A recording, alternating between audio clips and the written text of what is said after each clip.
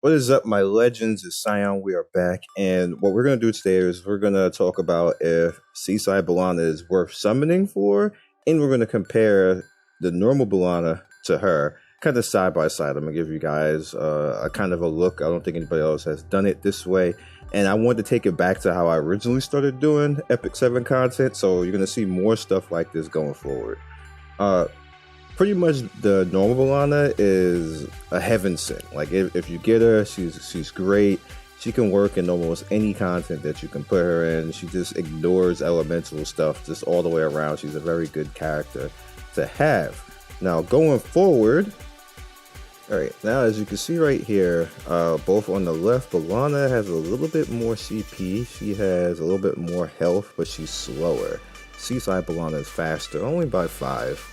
Not that big of a difference, but you know, it is something, and her attack is higher, so you kind of take that what it is. Like I was telling somebody before, I think that this really was supposed to be the ML Bellona and we're just not getting it, but I like both characters, and what I'm going to do is I'm going to use Seaside Bellona as the PvP attacker. Like, she's just going to be the PvP attacker. Now you can 100% use her as a PvE unit, but you know, just a comparison side by side so you can see it.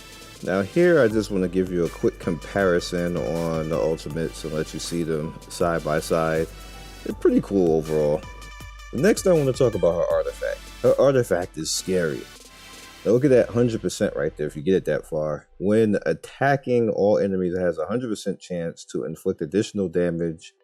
Additional damage increases proportional to the caster's attack. Holy crap. That's like Says Cleave, like all over again, but it's on Bellona. Now, I don't even know what to say about that.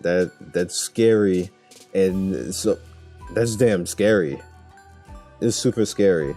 Now, going forward, I want to point out that I think that this Bellona was originally supposed to be ML Bellona, and it's just that we don't really have MLs anymore, or they're not going to make MLs like that anymore, so we're pretty much getting like the alternate version of her, but I think this is supposed to be her ML. It's totally screaming PvP right from the start. It's just screaming 100% PvP for you guys who just, you know, just didn't know that. But just to go over one more time, like, this is such a good character as far as for me for PvP. Like PvE, you know, fine, but I don't see any reason to use. Like, I don't see any reason to use her over the normal Bellona. Normal Bellona is fine, other than she's looking fine right here. This is a fine specimen of dark-haired beauty right here. She's just too cute. Now, as far as as far as her overall, like, you see her normal skill right here. Watch out. Attacks enemy with a fan. It's the same thing that she always does. And can't really show you this. I can go into, I think, like the special story and show you, but just in hindsight, we'll just read it anyway. She has 30% of the damage suffered by the caster with the foremost ally. When more than one damage sharing effect is granted, only the strongest effect is applied. The caster gains 1 focus when the ally is attacked. When the ally is attacked and the caster is stacked focus at 5, loses all focus. You're not cute. Like, just on that alone, the name of it is so funny. Now, this is like a built-in Rosa type of effect. So technically you don't need Rosa, but if you wanted to put Rosa on here, she would just nuke like damn near all the time because she just keep getting focus from swinging on her 1 skill. So that would be interesting. That would be definitely interesting because she'll just all the time just be gaining stacks. I mean, you just spamming this attack all the time. But her passive, I mean not her passive, but her artifact, that's kind of interesting. That artifact is kind of interesting, but I think it's more interesting if, and I do say if, you get it to 100% because of the chance that it won't even do anything at that point, which makes Rosa better overall. Unless you're at 100%, but if you're at 100%, that artifact is clearly better, and this is clearly a PvP unit because she's just going to nuke everything and just be awesome. Just completely awesome.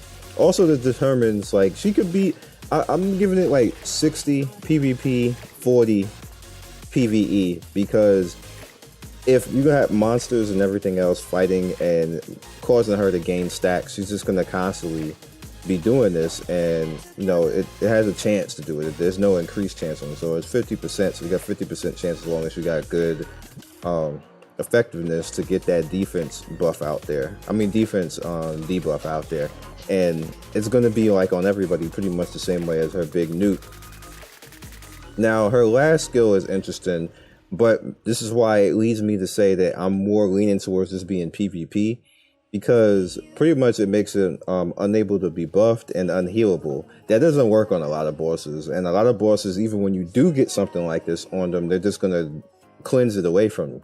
Like you have some bosses that they'll rage out, they'll do various things to stop you from actually being able to debuff them. If you get a debuff on them maybe like in one round or two, and then they just get rid of it. So I'm leaning more towards this being a PvP unit, which is why I want it, because I would just straight up dedicate her as a PvP unit, and Bellona just be PvE, and I would gear them as such, because I'm kind of using Bellona as both right now. So if I can actually get away with actually making her just straight be PvP, and then that Bellona just straight up be PvE, then I'll be fine, because then I'll change gear. That's what I want to personally do. You guys could do something totally different, but that's the way that I'm looking at it, and I hope you enjoyed this, because I want to go back to doing videos like this where I have to do more editing and I have to put more effort into it, because there's something for me to actually talk about. Because there really hasn't been much for me to actually talk about, which is why I haven't been doing many videos, but I'm more excited for stuff like this because they seem like they're trying to get their shit together, so I'm on board with that. I'll support it if they're trying to get this stuff together and, you know, give us some good content. So with that said, is it worth summoning? If you do not have Bellona right now, here's the catch-22. This is not PvE Bellona, in my opinion. This is an ice unit, which we have so many ice units, but it is a defense break ice unit who's going to spam it a lot. So either way, if you don't have Bellona, you should try to get this character, and she's a limited character, so why not? Why not try to go out there and get her? Let's see. I think that I want to be like I want to say that like I have about 60-70 tries, which it probably won't even. I probably have to go beyond that. My average right now is 90 when it comes to these limited, so I'm gonna have to come up with about 20 more summons just to even get around my average at this point. But in my opinion, I think you should summon on her. Even if you have normal Bellona, it's fine just to have her, throw her out to be the PvP unit.